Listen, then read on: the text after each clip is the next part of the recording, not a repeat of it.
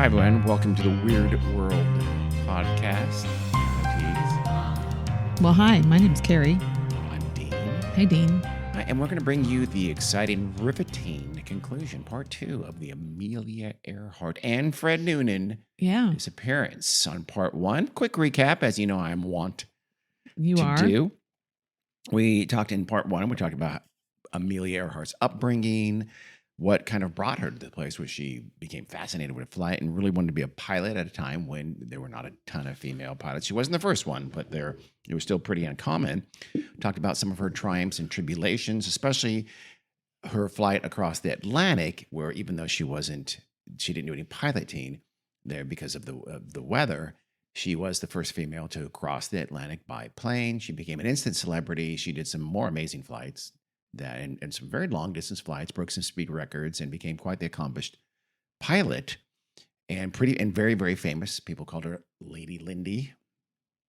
And she married a guy named George Putnam, who became effectively her publicist, and was a big part of her becoming famous.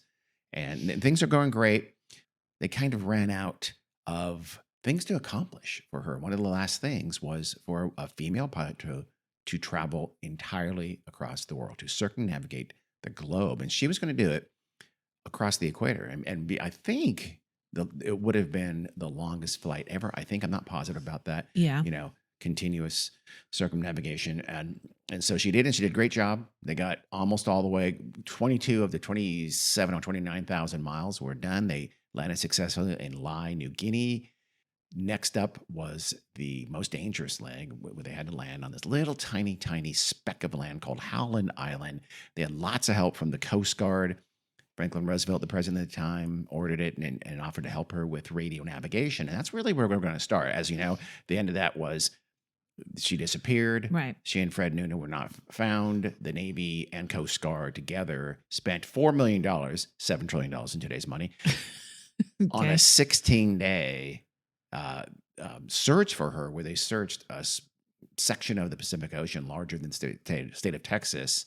They crisscrossed. They checked every island. They sent boats to these islands, and just anywhere they could have landed. Alternatively, of course, they're looking at the ocean, and they just determined that they must have run out of gas and landed in the ocean. And when the plane sank, they died. Sunk. Yep. Yes.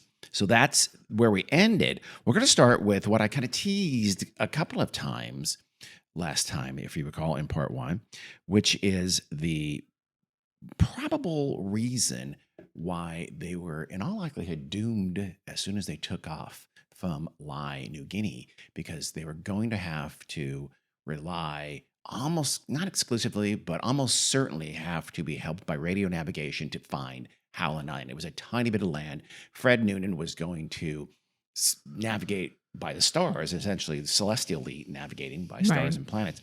And, they figured that can get them pretty darn close, but they would need to get into contact with a Coast Guard ship called the Itasca when they got fairly close, and they were going to have to get a bearing and get some guidance to actually find Howland Island and land and refuel, and then they'd go to Hawaii after that. This is going to be, again, by far the most difficult step of the entire circumnavigation.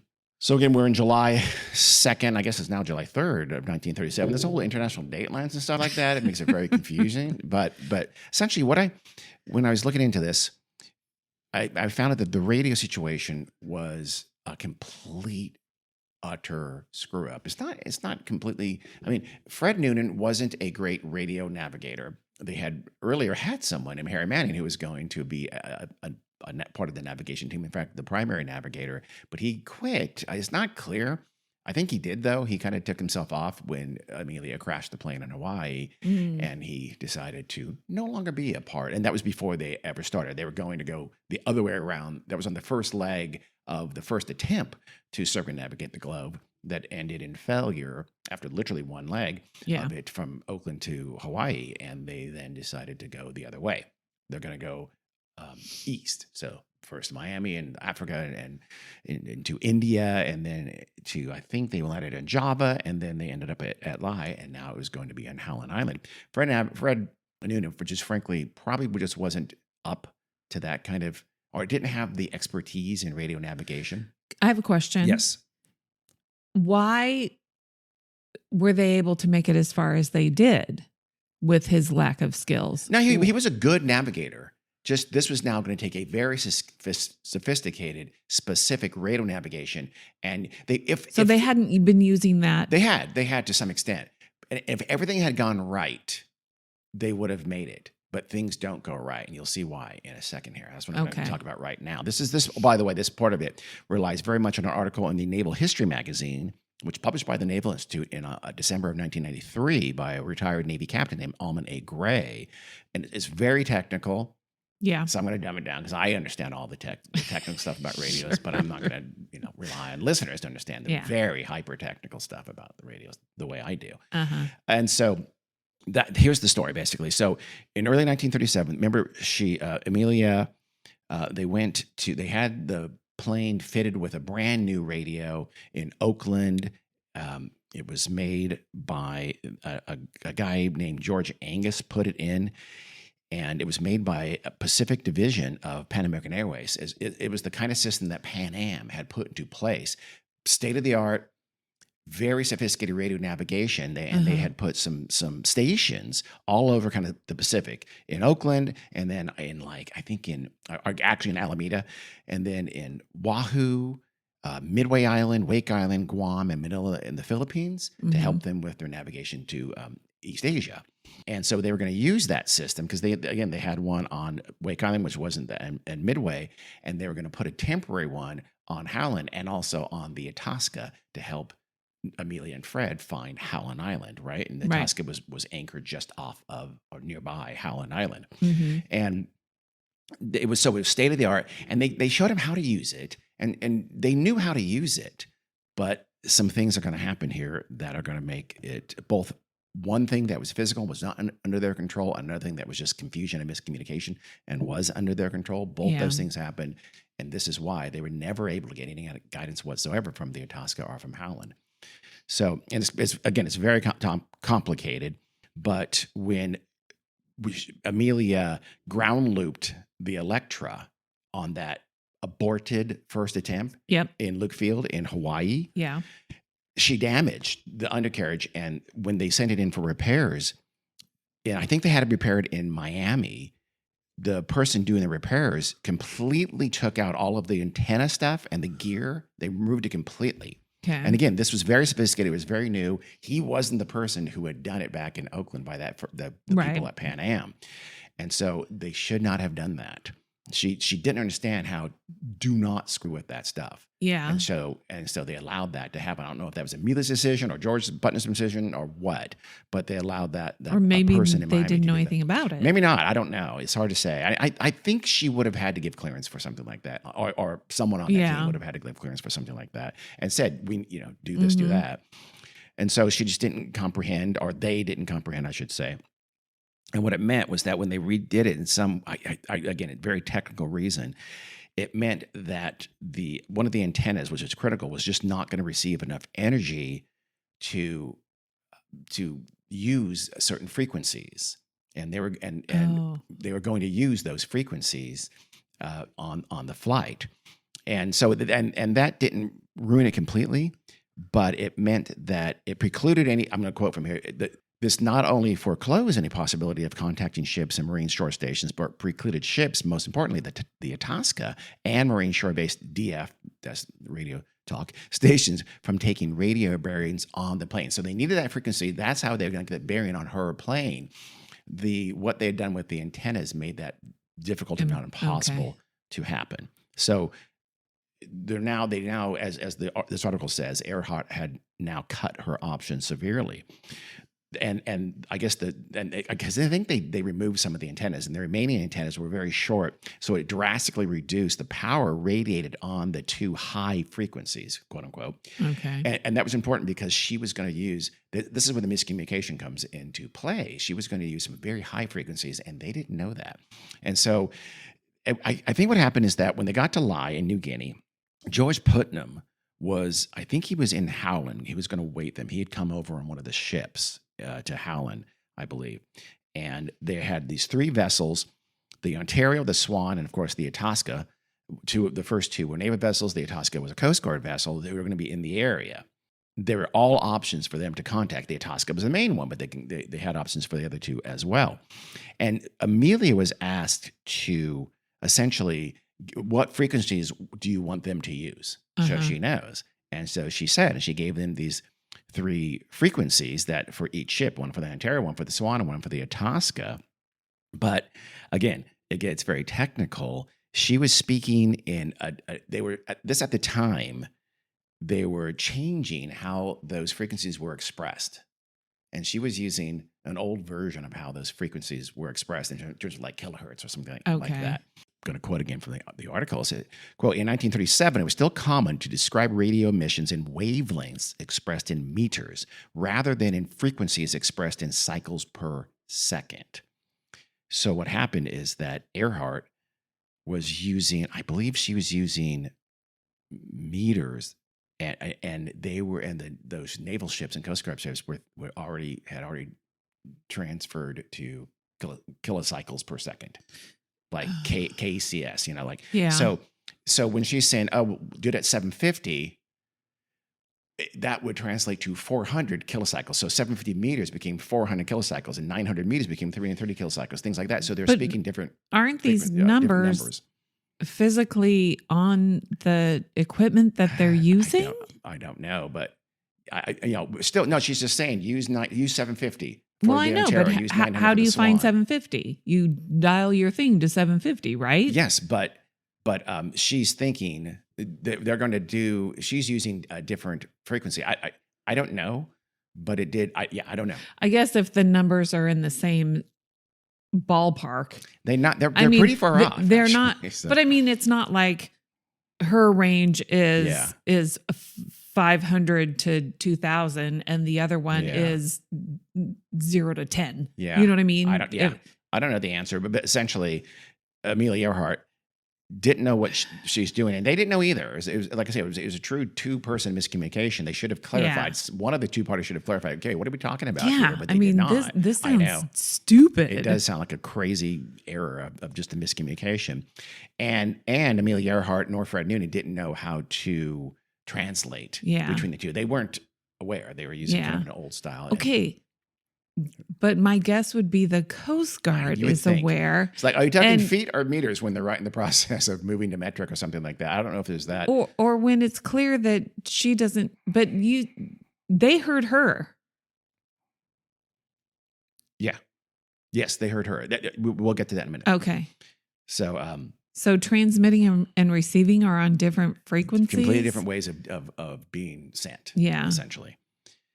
So yes, it was going with the and the bad thing is that it hurt the Itasca the worst. The miscommunication with the Itasca's frequency was the worst, and that was the one they were going to rely on. Yeah. So that was it. That's why they were never able to hear anything the Itasca was sending back to them. So something that the frequency was so high that there was just no possibility of obtaining usable radio bearings. It made it. I forget, but she was on a much higher frequency or something like that. Okay. And they just, and that's also why when they were receiving stuff from her, it became very clear to them. They were able to read her very clearly and hear her very clearly when she got really close. But before that, they had trouble understanding and reading her too for that same reason. Again, you would think, what's going on here? They just, exactly. But they didn't. They could have thought, it's interference, whatever, there's weather. Whatever. Is it the situation where if they had figured out what the issue was, they could have switched? Yes, but they couldn't tell her. So if she had been able to hear them, that the Itasca could have switched to the other frequency. Probably. See, that was my point. Yeah. Was what my point was going to be before. Yeah. You would think they would also have the expertise and the experience where they might think, oh, might be what the problem is. Yeah. Let's us switch to the other frequency that she might be on. But I think the Itasca also made a mistake in terms of what they were told by Earhart's team to have used. I think they also made a mistake and said, and here's from the article, had normal air-to-surface communications existed with the Itasca as Earhart approached Howland, the homing problem could almost certainly have been solved quickly. The ship could have just said, okay, hold on, go to 500 kilocycles, which is the frequency already being transmitted. And she could have been able to get her bearings that way. But, quote, unfortunately, she was unable to hear signals from the Itasca on 3,105 kilocycles, which is what she was using. Although the ship was hearing her well, she couldn't hear them because she was on the wrong kilocycles. Again, super technical. I'm not going to understand it all, which is weird because my electrical engineering PhD. And sure. It was thus impossible for the Itasca and Earhart to coordinate their actions. They couldn't correct this mistake once she was in the air. So maybe what I was thinking is not even correct. It might not that be. They were aware of what the problem probably was. They might have been. There was nothing they could do. To correct for it. Yeah, and she was heard. Like other stations heard her. Like Nauru Island heard her transmitting throughout the night. Everybody other nearby stations could hear her. Yeah. But there was never any, and some tried to respond to her as well, but she could they never heard anything from anyone on the plane, Amelia and Fred. So that was, and the Itasca is, you could think they'd wondered, like, wow, she's never responding to us. And hey, maybe she can't hear us, but it was too late. Well, I think didn't they assume she just can't hear us? She, not for a long time, because she wasn't sure they were saying anything to her. Right. So she could have thought for very until they got pretty close to Howland, she's thinking, I'm just saying things like, oh, the weather's this, we're doing this, we're 700 miles away, whatever. Yeah. She didn't necessarily expect him to respond to that, and when they weren't. No, right. I'm talking about them. Oh, them? On the Itasca, they're aware. Yes, they're aware that she must not be able to hear them. Yeah. Yes. Yeah. But they didn't know what the reason was. Yeah. And they really couldn't have fixed it anyway. Because exactly. So there's nothing they could do. They were screwed. Did they have airplanes on the island at the time? I don't know. Or was it just very ships? small island. It was a small runway. Probably not. I doubt probably it. Just I don't know if they had air to go out. You may have to go out and look for her. Yeah. They would never find her. Yeah. But, that would be unlikely. I guess they could have followed like the most logical path. By the time they got worried and they were starting to run low, remember they then went north and south. They thought, we think we're pretty near, I guess that would be longitude. They're changing the longitude. They think they're on the right latitude. And so they're going to fly. They flew north and south on that line thinking they'd run over Howland or Itasca that way. So, quote, Earhart should have been able to hear both signals on the loop and on the fixed antenna. She did hear 7,500 kilocycles on the loop, where signals went directly from loop to receiver, but she did not hear 3,105 kilocycles on the fixed antenna, where their incoming signals had to pass through the send-receive relay before reaching the receiver. All very technical. Doesn't mean anything to anybody here. Nope. It does to this guy. But it really was this horrible conundrum. Quote again, it is probable, therefore, that the relay had been damaged by lightning or static discharge so that the contacts were not closing properly on the receive side, thus leaving the receiver without an antenna. So essentially, something physical happened as well to make it impossible. So it was bad enough that they're on the wrong frequencies. They think now, and we'll never know if we find the plane at 17,000 feet below, it was damaged on the impact. But it seems pretty, from what he just explained, that to him indicates, yes, that antenna had to have already been damaged. And it could have been damaged like static electricity or a bump or something like that. Who knows? So she doesn't know this. She had every reason to think as they got really close, she would receive the bearings on the 3,105 kilocycles that she's on. It's never going to happen from a combination of wrong miscommunication and some kind of a physical damage to the antennas. So, that's what I say. It's without that radio navigation, and again, they were never going to get radio navigation help in hindsight. Right. It would be completely on Fred Noonan just lucking into passing close enough to see Howland or to see the Itasca in the vast Pacific Ocean. By the end when they were at the end, they went to as low as 1,000 feet. Wow. And so, which is one of the reasons people think they could have survived the landing, which we'll get to in just a bit. So, landing in the ocean, though? Yeah, possibly. It would depend on waves, the state of the ocean, et cetera. But they were low enough where they could have made some kind of a crash landing and at least, not sunk immediately, or could have crash land on a alternative piece of land. Yeah. Which is one of the main theories about what happened to them. So sort of the conclusion is that Amelia was not going to reach Howland because she was unable to use the electronic aids that had been set up to help her find the island. And there was just essentially, that was caused by a combination of miscommunication and some kind of physical damage to the antenna. Quote, the probable cause for the antenna system failure was malfunctioning of the send-receive relay located physically in the transmitter unit, which left the receiver without an antenna. The relay probably malfunction becomes damaged by lightning or heavy static discharge. End quote. That's sort of the likely immediate cause of why they were not able to find Howland. Right. And why they ran out of gas over the ocean and sank to 17,000 feet. Or did they? Because now we talk about theories. Okay. And the primary theory that they lived, and I'll get to in a minute, of why there is a decent possibility that they did live after they ran out of gas. I'll get to that in just a bit. But the main probability, or the main, I don't know, I wouldn't call it a conspiracy theory. It's a theory, and there is some evidence that it could be true, is that they were able to land on a place called Gardner Island. It's part of the Republic of Kiribati. It's a group of islands in the South Pacific. And the idea is that, they were going on this, remember this, the line was like 157, 337. And if you keep flying south, and they thought, let's give up, you eventually you would pass by Baker Island. So you'd have this theory, because nothing's been found in Baker Island. This theory says they would have to have gone past Baker Island for some reason. Not sure why they would. At this point, they'd be desperate just to land. But let's say they went past. If they missed Baker Island, though, then eventually they'd fly over the Phoenix Islands, which again is now part of the Republic of Kiribati, about 350 nautical miles southeast of Howland Island. So it's not that far from. There are other alternative conspiracy theories, I would call conspiracy theories, that rely on them going much, much further, which is just insanely unlikely given that they were very clear that they're low on fuel. Right. But this is considered not impossible. Gardner Island, which is now called Niku-Mororo, has been the primary site. There's a group called the International Group for Historic Aircraft Recovery, TIGHAR, Tighar, which is led by a guy named Rick Gillespie, and there's another group, by the way, but this group they've been trying to find Amelia Earhart for decades now. I think since the 80s or so.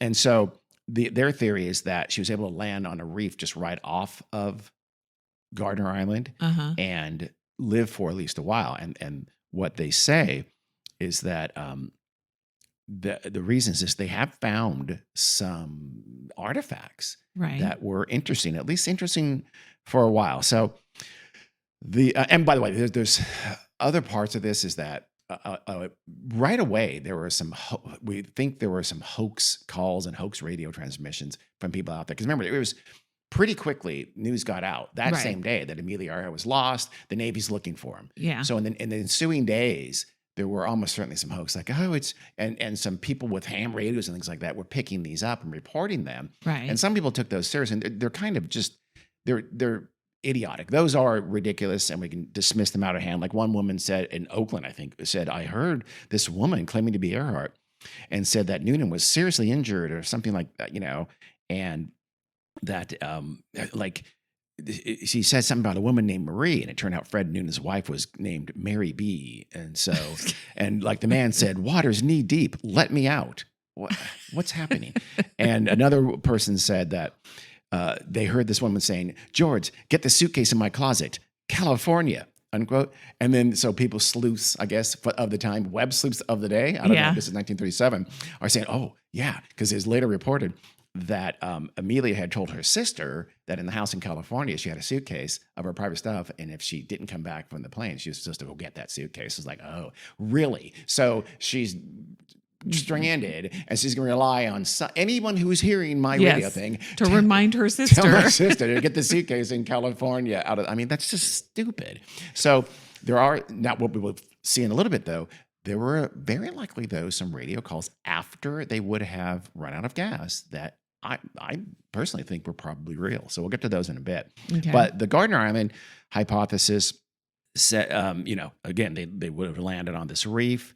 And just to be clear, though, that there was the Navy did look at Gardner Island at the time. They did go there. They did fly over it. The British expedition visited the island in October 1937, just about 3 months after the accident.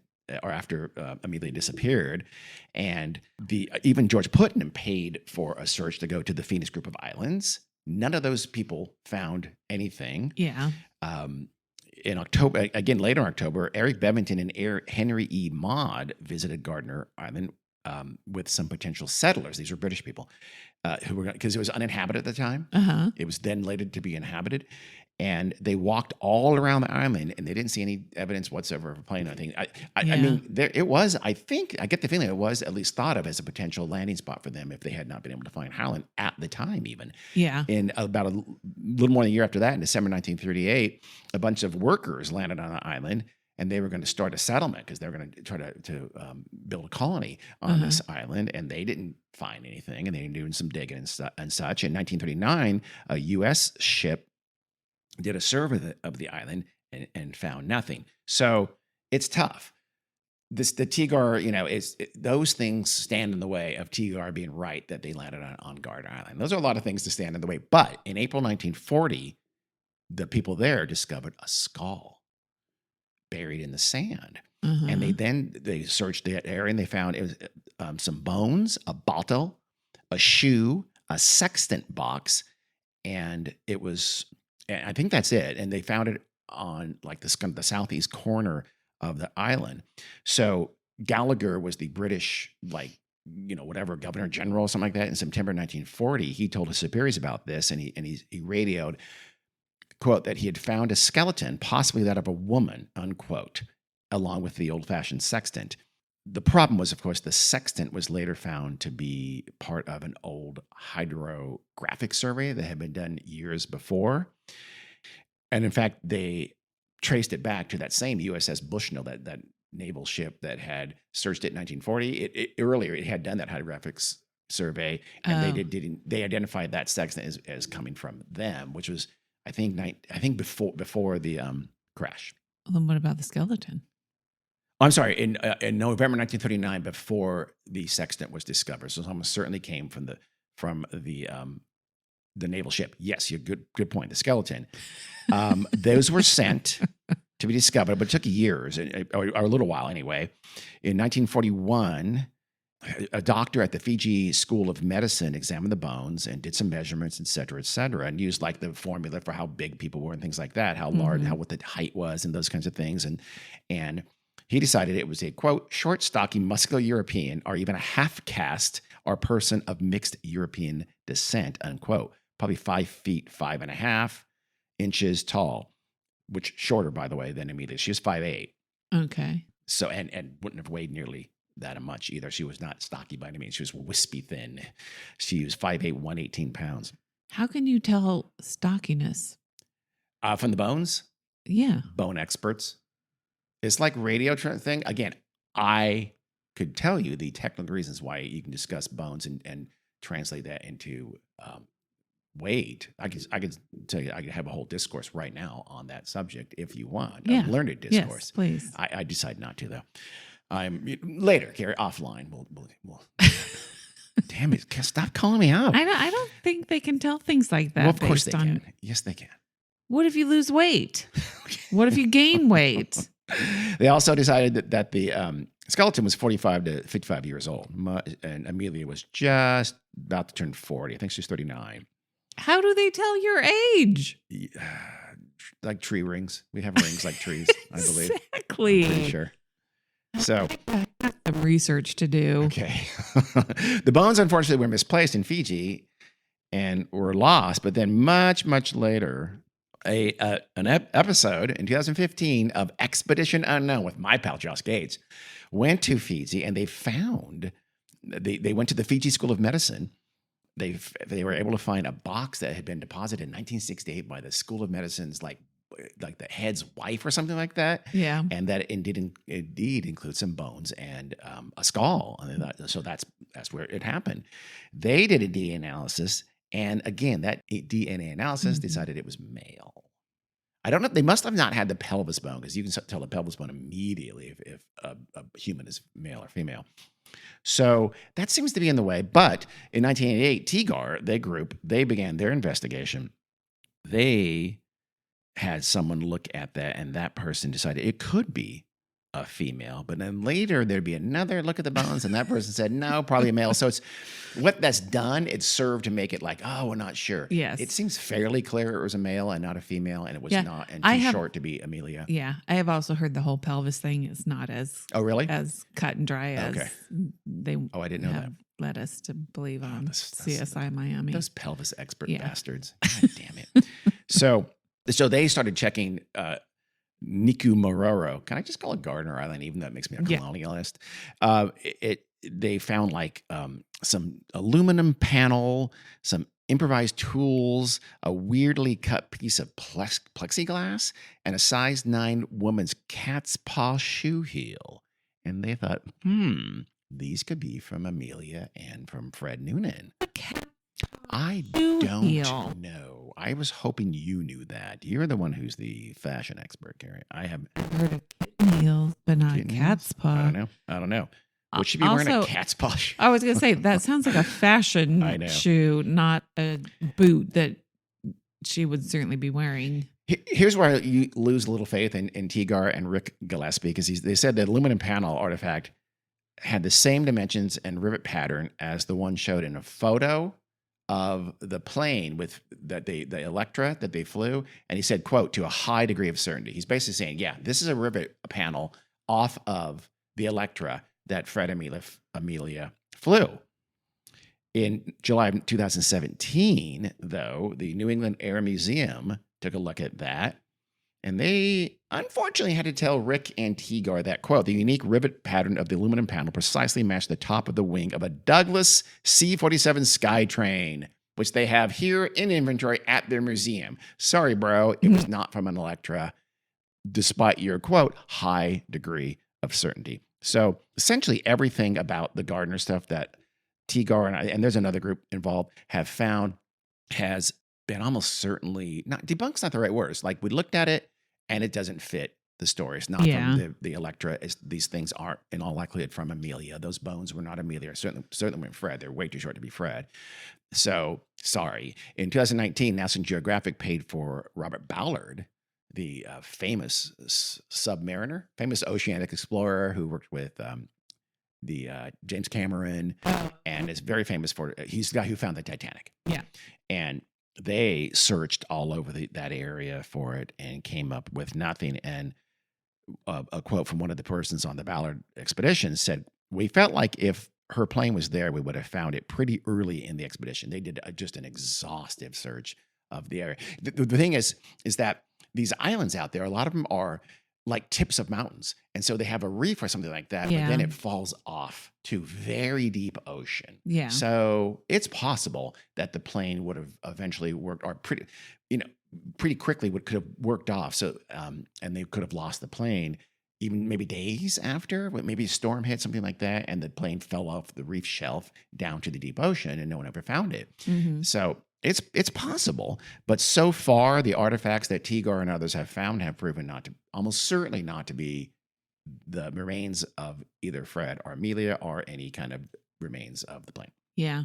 So interesting. Yeah. But far from conclusive. And given the fact that we know for a fact that like the panel wasn't, the bones are not. I mean, it's still worth thinking about. It's very unlikely. And what bothers me is they do make these, and other people investigating Amelia often make claims that like, oh, no, we got it now. You see the headlines are hey, we nailed it, discovered Amelia's whatever. And then later investigation proves it every time to be wrong. Just, stop it. And that makes me think that they're intentionally overselling these things, and that bothers me. The other major theory, and fairly quickly, was that Amelia had been on a secret spy mission, or for some reason, the Japanese found her and took her and Fred prisoner, that they survived, whether it was on Gardner Island or somewhere else, or maybe they rescued at sea, whatever. The Japanese somehow had bumped into Amelia and Fred and had taken her prisoner. Yeah. This is a time where U.S. and Japanese relations were extremely tense. Yeah. The Japanese did have islands not too far away. They controlled some of the Marshall Islands at the time. Like Saipan was under Japanese control. So they had some islands not too far away from this neck of the woods. They had ships out in that area of the Pacific, but it's never been taken super seriously. It's always been sort of kind of a conspiracy theory that, they were like, you have various things like, oh, this service, some, guy, a POW said he saw Amelia Earhart while he was in prison with the Japanese, things like that. Yeah. It's based mostly on things like that. Or some dude in the 1960s wrote a book about it. And, well, why do we know for sure those are not true? Like, for instance, one person, there was, oh God, what was it? There was a white nurse at some camp or something like that. We know exactly who she was, and she looked a little bit like Amelia Earhart. So we're fairly certain that they were just talking. She was Dutch or something like that. Mm-hmm. So they were just talking about that person. There's absolutely no evidence whatsoever. But I want to. It is something that is out there, and a lot of people think that, okay, whether it's because they're a spy or just because they were dicks, they took her hostage. And so our favorite History Channel in 2017 had a documentary called Amelia Earhart, The Lost Evidence. And its big evidence was a picture that they found in the National Archives of a place called Jaluit Atoll. Atoll? How do you pronounce that word? Atoll? Atoll. I don't know. Atoll. Atoll. We sound like idiots right now. It's only because we're thinking about it. I know it. Otherwise, I don't spell. But it was part of the Marshall Islands, and this. So I'm sorry. This picture was supposed to be taken on this. I'm going to call it Jaluit Island, just to be a dick. And the picture showed a Caucasian male on a dock. And this is, by the way, the island at the time was controlled by the Japanese. And so they had a white guy on a dock who looked a little bit like Fred Noonan. And there's a woman behind him on the dock sitting down, but she was facing away from the camera. And these people, History Channel said, the shape of that woman and the hair looks pretty Amelia Earhart-esque. So Is that Fred and Amelia, who at a time when they must have been under control of the Japanese on this little atoll in 1937? Intriguing, isn't it? So, I would think nowadays they could really examine that and determine if it was him. Oh, it didn't take that long, Carrie. Oh, okay. It didn't take that long at all. In fact, it took days after the documentary aired in 2017. A Japanese blogger said, I know exactly where that is and what that is. His name was Kota Yamano, and he found the original source of the photograph is in the archives of the National Diet Library digital collection. That's like Japan's Congress. Yeah. And it was from a Japanese travel guide published in October of 1935. I don't know how, was he a travel guide aficionado or something? But he goes, I'm going to find that. Yeah. So he found it pretty quickly, and he started writing about it, and it's quickly picked up. And so almost immediately, this History Channel, that was the lost evidence. That was Amelia Earhart found the lost evidence. And it was, this guy found out what it was in just a couple of days. Wow. So embarrassing. Oh, and the ship supposedly was also identified because they in that History Channel documentary, they identified that ship as a Japanese ship of, pre-World War II, but it turns out it was and they named the ship because it would have been on that atoll at the time, which I'm now convinced we're mispronouncing it. Each and every time I'm saying it, it does not sound right in my head. I hate that. So but that ship was shown to be, he also was able to identify that ship. So he just boom, nailed him on all counts. Yeah. Sorry, wrong. So most people have thought it's nonsensical. I mean, why would the Japanese hold them prisoner and never release them ever? It makes no sense. We're not at war. It would, if anything, it would have eased tensions with the U.S.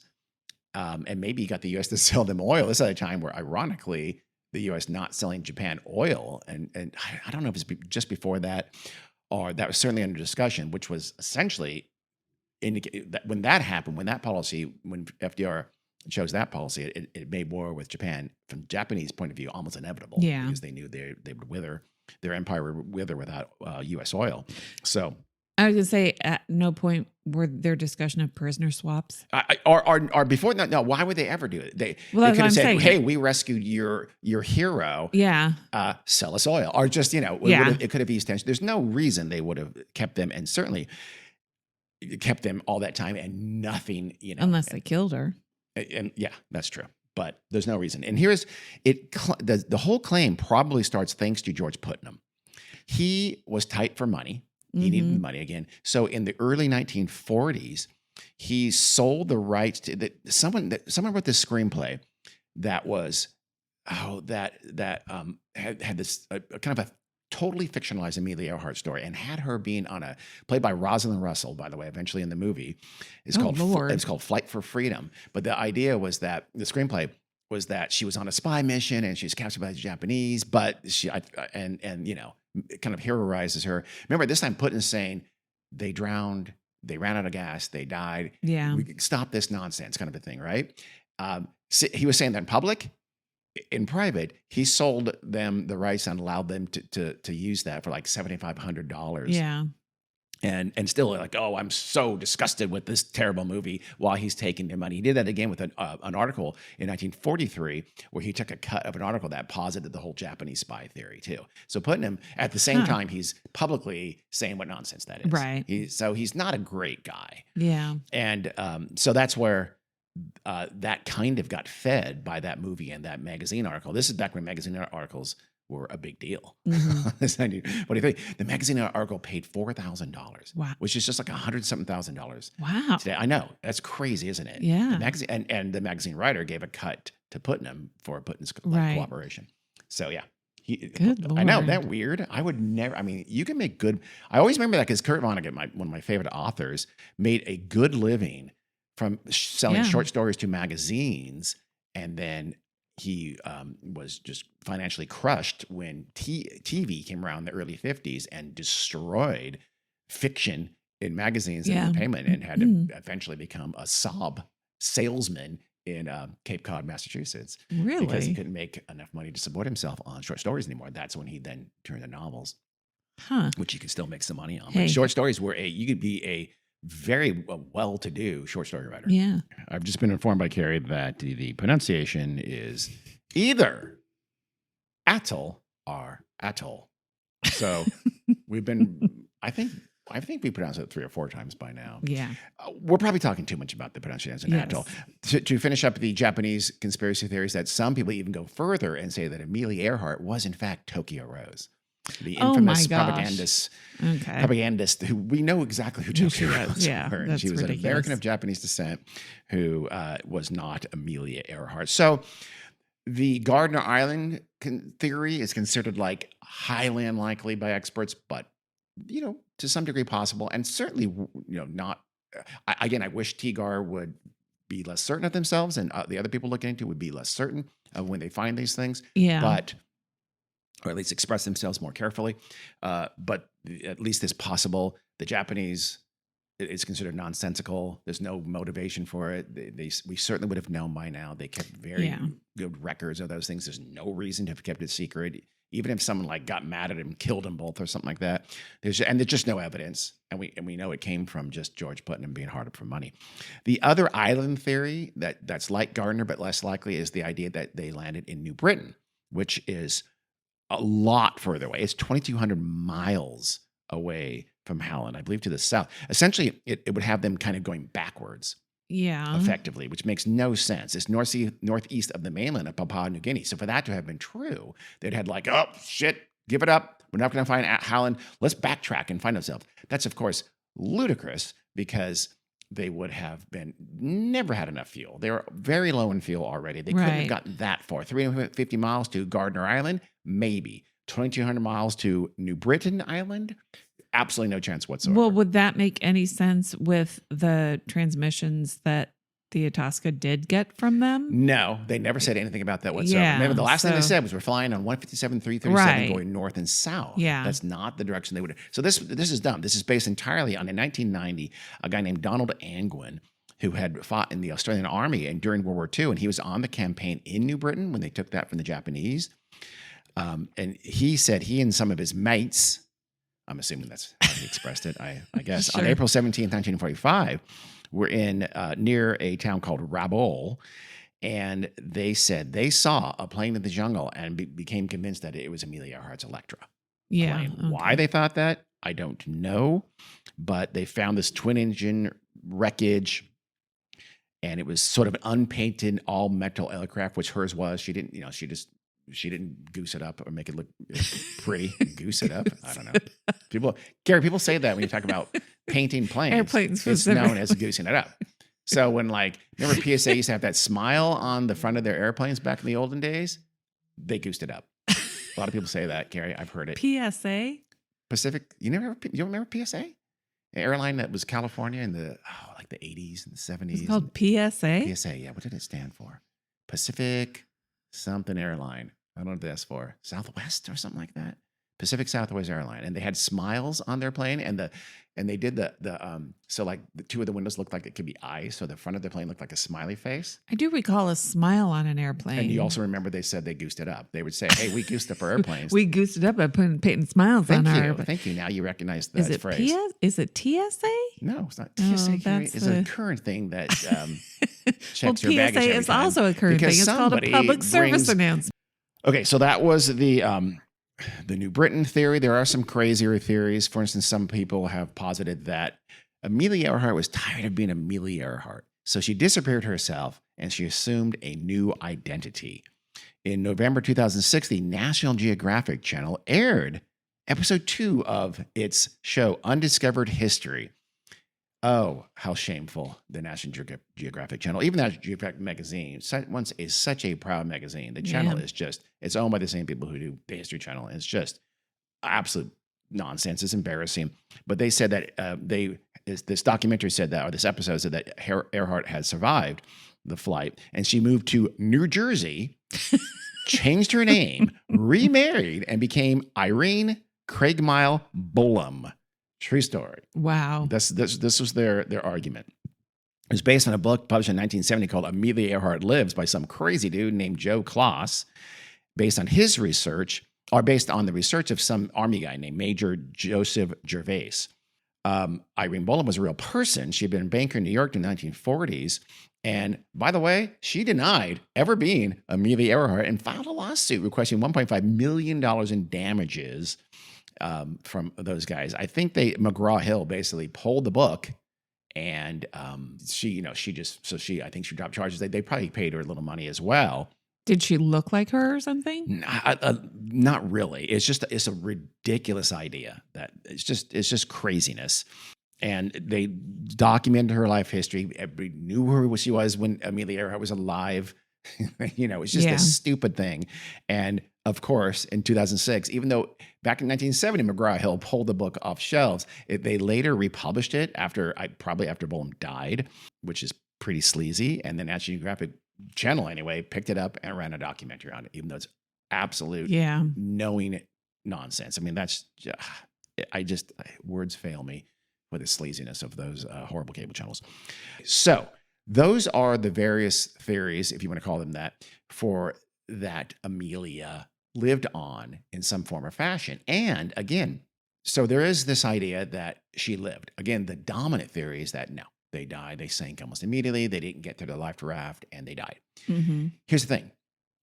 There actually is pretty damn good evidence that there were radio communications from Amelia Earhart after they would have run out of gas on July 3rd, 1937. And from credible sources, not just I heard some woman talking about the, suitcase in the closet in California. Not that. Nauru Station, an operator at the Nauru radio station, sent a wire note to RCO radio station in San Francisco with the request that this note be passed on to the Itasca, which is still in Howland. This is the day of. This is on July 3rd. This is right. Maybe it would have been the day after. I'm not sure. Because again, international date lines, very confusing. More confusing than the radio navigation. And it said, here's the note. And it said, tell the Itasca this. And the Itasca was, of course, searching for Amelia and Fred. Voice heard fairly strong. SIG's strength to S30843. 0854 GMT, Greenwich Mean Time. Speech not interpreted owing bad modulation or speaker shouting into microphone, but voice similar to that emitted from plane in flight last night, with exception no hum on plane in background. the plane last night, of course, was Amelia Earhart. Oh, okay. The no helmet background is interesting because what that indicates is that the plane was no longer flying. Right. They were in the plane in all likelihood, which means they would have had to land on land because the plane would have sunk. And there's no way they could have, it couldn't have been like partially submerged or something like that because salt water would have destroyed the apparatus immediately. So it's likely, if this is true, if we can depend on that radio, and that's not the only one, by the way, I'll tell you about a couple more in a second. And it couldn't have floated for any amount of time for them likely, to. And it's probable that, maybe not very long. Yeah. And they couldn't have ripped out the radio and got it on the raft or something like that. They would have had to have landed on land almost certainly. And that description fits with what those frequency things we talked about earlier would have done. It would have sounded weird. She sounded, at one point they wanted her to speak really high pitched, and they thought, but again, she wasn't able to communicate with her because there's ways to fix, because she's coming in very poorly initially. Mm-hmm. So the article I read this in, by the way, this is written by that same naval article, said that the strong case for ascribing the signals to Earhart's plane, since more than 12 hours had elapsed between the time the Itasca last heard the plane and the time the novel operator intercepted the signals, the aircraft certainly was no longer in flight, and the absence of the hum, engine noise, in the intercept tends to confirm this. So this author, who's again a radio navigation expert and former naval captain, thought it was pretty legit. Pan Am Airways also had a signal. Their station at Mokapu Point, Midway and Wake, were listening for her and were monitoring the frequencies they thought she was on. And they were able to register numerous weak signals were heard, but nothing of interest was picked up until 5 July GMT, so days after. And in that, at 9:48, they got a phone signal of good intentionally and well modulated by voice, but wavering badly. And it came in on 3105 kilocycles, which is what she was transmitting on. Again, unfortunately, but it's what she was transmitting on. They got several calls at this time with a voice that was becoming less steady. And there's a measurement for how good the signal is, and it was degrading fairly quickly, which again would coincide with their battery starting to run out. So if they did do this 12 hours later signal, and then they didn't do it again for a couple of days, they're likely probably trying to conserve battery power. So it's like they're not just keep calling Mayday, Mayday, Mayday or whatever. They were trying to, and in this case on the 5th, they were of poor enough quality where they couldn't really understand what was being said. Yeah. But it fit with the frequency. It fit with it being that could have easily been Amelia Earhart on there. Yeah, it is interesting. Midway Island at 6:38 on July 5th, again Greenwich Mean Time, also heard a signal having the same kind of characteristics as the one I just talked about, and almost certainly was on the same station. They were able to compute a bearing of about 201 degrees true. Don't have any idea what the hell that means. And then the Honolulu station at Mokapu Point was at 3106 kilocycles, received a, quote, peculiar signal several times from 1523 to 1530 on July 4th GMT. So that was the day before that. So you have these very specific stations getting these signals on what would have been Amelia Earhart's likely frequency being logged. And that station also was able to get a bearing, and they thought it was something like 215 degrees. Again, not sure what that means. But basically what this does, it puts them, I think I put them somewhere near the Marshall Islands. So they may have flown. Here's the thing. They didn't have enough gas left to fly very far. Here's my kind of little pet theory. What if they were not nearly as close to Howland Island as they thought they were? Yeah. What if they are much further away? And we don't know in what direction. Way too far, say, to the north or the east or something like that. And they landed on an island no one's thought about. It's not Gardner Island for sure, because that's been so thoroughly looked at. There's just it's almost certain that they're wrong, and they never landed on Gardner Island. Well, the only question with that is, would that still, if they were that far off, would the Itasca have gotten their transmissions when they did? Radio's weird. Who knows? The weather. Well, I'm sure somebody knows. No, I don't know. I mean, radio works weird in that sometimes it's things are really clear, and minutes later it can be less clear, or depending on where you are, depending on where the localized weather is. Yeah. I don't know. I don't know for sure, but I mean, they'd be able to tell you. Yeah. yes, it's a possibility, or no, it's absolutely could not have. I don't know. They could not have been. Yeah. Somewhere well, according to this article, else. this guy takes it very seriously. And again, he argues that it fits with her modulation problems. And it fits very well with that. These recordings were coming from Amelia. They are very reminiscent of their actual recordings she was sending on the way to Howland Island. They make sense that it was from them on the frequencies and given the weirdness from the modulation. So this author takes it pretty damn seriously and comes to the conclusion that if the peculiar signals intercepted by Nauru and the PAA stations were in fact from Earhart, then there's a few things follow. One is that they successfully landed. They couldn't have ditched in the water. There's no way. And two is the landing was not in the open sea. Three, that at least Amelia survived because she was heard speaking on the first one. A woman was speaking. So it's not clear if Fred Noonan did or did not. Except for at one on that peculiar signal to the midway, that operator thinks they did hear a male voice in the background. Mm-hmm. So that's an indication that Fred Noonan survived as well. And either Earhart or Noonan or both were alive until at least July 5. And that's the last time these signals were heard. And those signals were coming from the eastern or southeastern part of the Marshall Islands. So they would have been way off in that sense, but I would argue that's not impossible. Again, like you said, I don't know if that's precluded by the strength of the signals and such, but how populated are the Marshall Islands? Well, there's going to be little islets and little atolls, or atolls, depending on your preference. All over, there's tons of them. There's tons of little spits of land that they could have just sort of quasi crash landed onto. Again, they're flying very low at 100 miles an hour. They were flying low and slow purposely, so they didn't, because they knew they were going to have to ditch. And they were never searched. That area was never searched. I think that area was under Japanese control at the time. Yeah, I'm not positive. Okay. So it would have been less likely they would have searched that area. So to me, that's not impossible that they did land and they did live for a while. They would have died of thirst fairly quickly. I don't think they had a ton of rations on, because remember they were ditching everything to get more gas on there. So they wouldn't have had a ton of rations. And if they didn't have a source of fresh water, they would have died fairly soon. Mm-hmm. And that actually fits, ironically enough, with living for about 3 days. It could have been also that the battery just ran out. And that's why you had no more after July 5. You had no more signals. But it also could have been because they're dying of thirst by about 3 days. If you don't have fresh water, you're likely to die. So we may find the bones of Fred and Amelia at some time. Who can say?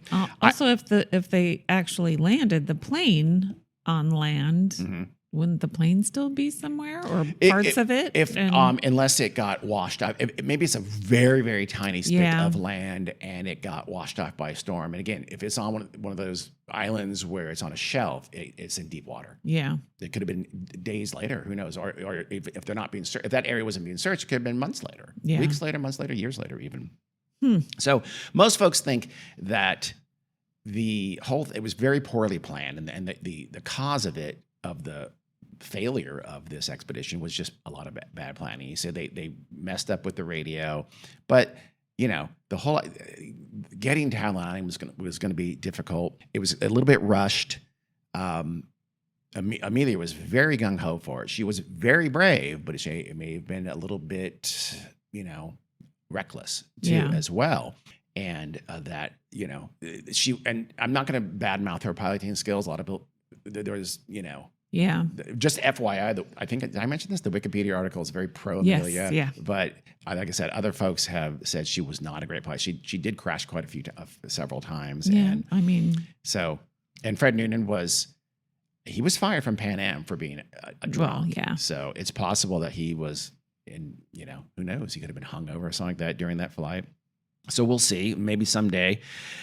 Folks are still searching. I'll end with a couple of things. One, people are still searching. Just a couple of months ago, as we upload this, there was an article from CBS News or something like that said, quote, Amelia Earhart's long-lost plane likely located in a lagoon. Expedition team claims, citing, quote, very strong evidence. Sound familiar? It does sound very familiar. In this case, It's researchers from Purdue University who, again, actually, she was going to give the plane back to Purdue when she finished because they paid for it. Yeah. And it would bring her, she got a free plane. They got a famous plane and association with this successful navigation, which turned out not to be a successful circumnavigation. But this, it's a thing called the Taraya object in a lagoon off Gardner Island, now called, again, Nikumororo. It's essentially the back to the Gardner hypothesis for this group right now. Purdue University is part of it, but there's some other private group that's doing it. That's really kind of the main folks, it sounds like, behind it. And they think this little object just off the plane, so on the reef still, like on the shallow water that you can see from above, is an airplane, is their hypothesis. And they're going to go there and look at it. And when this article was published, they're going to go there in November, about a month later. And quote unquote, they called it, they want to find a smoking gun proof, unquote, that confirms the Gardner Island theory, is what they said. We gathered up many satellite images and did historical research, found other imagery that relates to it. We're going to go look and identify it. And if we're right, we'll in fact identify the lost Electra. We could be wrong, but I think the evidence is very, very strong that this is, in fact, what it is, meaning the Electra. It's not. Yeah. We don't know yet because they canceled the flight. They said they didn't get the permissions from the Republic of Kiribati to go search. Maybe not. I don't know, but they've postponed it until 2026. And another group has been looking at other sonar findings. And that was also announced with much fanfare very, very recently. Those sonar images, I'm going to show you a picture, but they think they have found an airplane again in very, very, very, very, very shallow water off of Gardner Island again. And that it is the lost Electra. And I'll show you, I'm going to show Carrie a picture right now, if I can find it. You might have some trouble seeing this, but you see, okay, the picture on the left is current satellite, and the picture on the right is from almost 10 years, about 9 years ago, from 2016. You see that little object? Looks like kind of almost like he took some pencils of different lengths and tossed them, 3 or 4 of them. Can you see it? It's right here. Can you see that at all? We'll put this on our media, but it looks like a very narrow, quote unquote, fuselage and a couple of, I don't know, maybe branches, and I use that word advisedly, that are supposedly wings. It looks like the child's drawing of an airplane where they put the rings on different parts. They're not symmetrical. It's ludicrous. And again, this would be in very shallow water, right off the coast of the edge of Gardner Island. So no one's ever seen this. Yeah. No one's ever swimming there. All the people lived there for decades. Yeah. No one's ever seen this. Actually, the TGAR guy says they're full of shit. I think it's just like a tree, like a palm tree got knocked over in a storm or something like that. Yeah. And it's just rotting, being gradually covered by silt. He's probably right. It's ludicrous. But again, this was announced with like, we got it. We nailed it. We found it. That's the plane. It's for sure not. So that's my only problem with the folks. Just, you know what? Okay, go take your look. Find out it's a tree. And maybe you should have shut up before anything else. Finally, we'll end with very recently. It happened in late September, and only very recently did it actually occur. But President Donald Trump announced that he was going to demand the release of all the secret Amelia Earhart files in the National Archives of the U.S. And this was, one of those things. Remember, he was saying, hey, release the Martin Luther King, release the John F. Kennedy, one of those was also release the Amelia Earhart. This is when he was trying to frantically distract from the Epstein files. So he's saying, I'll release files, not the Epstein files, but the Earhart files and the Kennedy files and the Martin Luther King files. And so he ordered the Amelia Earhart files. 4,600 pages of documents or so were released, and anybody who's ever looked at them said, yeah, we've seen these all. These have been in the public domain for decades. In fact, many were released under Bill Clinton in 1995, and we know this because TGAR has a website that is free to use, and they've cataloged everything in the public domain about Amelia Earhart files are on their website. And Rick Gillespie looked at it and said, yeah, I've seen all these. Yeah. These have been out forever. He said, they go to our website. Yeah. They've been on there for years and years and years. So there's absolutely nothing whatsoever to this release of the Earhart files. It was just distraction. It's meaningless. My last word, Carrie, what happened?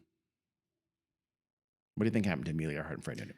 I think their plane fell into the ocean and you think they ran out of gas and went to the ocean? Yeah. I'm going to hold out hope that they lived for a short time on a little island somewhere in the Marshall Islands and were able to desperately radio for help that was never going to be answered. I mean, I guess that's not a good thing. 6 of one, half dozen of the other. I know. No, but it is interesting because it does hold out hope that someday you will see some kind of remains. I think we would have by now. I know how many people aren't no, because that's not the area people have looked. These radio frequencies, these radio communications were known at the time. They just got kind of lost in the shuffle and buried because everybody's assumed the Navy did a search and said they landed in the water and in the open ocean and they drowned. And so people just forgot about these things. And so it's possible. They do sound credible. Yeah. They do seem to be credible. But yeah, you're right. They could have been, who knows? It could have been some kind of mistake or mistakes. And it wasn't them. It was someone else on the radio. Yeah, exactly. It could have even been hoaxers, even potentially. But I choose to believe that they lived. They were rescued by natives. They became part of those people, and they had a happy life. That's what I choose to believe. Okay. So that is the disappearance of Amelia Earhart. I think an interesting story. Do you want me to tell you what I found the most interesting of the whole story? What did you find the most? Was it cat's paw heels? She was a fashion designer. She was Carrie actually has been looking into her fashion designing. What have you found, Carrie? That she published some of her designs in what was it, like Women's Home Companion magazine or something? Yeah. And she actually let them publish her patterns for free. So a woman could actually take a pattern out of the magazine and then make an Amelia Earhart design dress or jacket or whatever at home for herself, which is a wonderful thing, in which they did in the olden days a lot. But it also said her designs were moderately priced apparel for women, $30 to $55. Oof. That's not moderate. Translated in today's dollars, what was it, like $500 to $1,000 or something like that? But still, making it publicly available, you could do it yourself, right? You could sew it yourself. Yeah. So absolutely. She did deserve the word hero, but it was for fashion, not for aviation. Is that what you're saying, Carrie? And her That's what I'm hearing. Her labels were real cute. Remember, you said it was her signature with a red airplane line of an airplane track. And I thought, did she sign each label herself? Obviously, no. She's an auto pen. They were printed little labels, or woven labels, but since she was making them herself. I'm glad your takeaway wasn't her heroic and amazing flights and achievements in aviation, but it was her dressmaking. That too. Okay. Oh, that too. But you don't think Amelia Earhart was a fashion designer. You do not think that, no. She's probably glad for that. She probably would much rather be thought of as an aviator. Sure. She probably would have lived longer. Sounds unconvinced. She probably would have lived longer if she quit flying and just became a fashion designer, and she probably would have made more money. It's funny too, because you can fly for a very, very long time, but they were kind of running out of things to do. This was one of those things, I don't know, what else can we do? Let's do something super dangerous. Yeah, because what was she, 40? She was 40. Yeah. Yeah, so it's not clear how much longer she would have been able to fly. There's an eyesight thing going on there. So, yeah. Interesting. Yeah. She should have stuck to fashion design. Yeah. Damn it. Okay, well, thank you, Carrie. Sure. Thank you, Dean. Okay. You did all the heavy lifting on this episode. Except for learning how to pronounce atoll. Until next time. Thanks for listening.